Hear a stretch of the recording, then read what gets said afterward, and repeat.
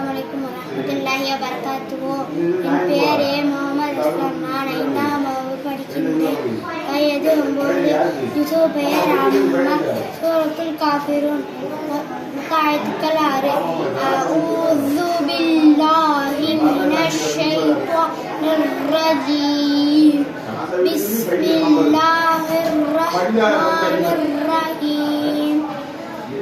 قل يا أيها الكافرون لا أعبد ما تعبدون ولا أنتم عابدون ما أعبد ولا أنا عابد ما عبدتم ولا أنتم عابدون ما أعبد لكم دينكم ولي دين. السلام عليكم ورحمة الله وبركاته.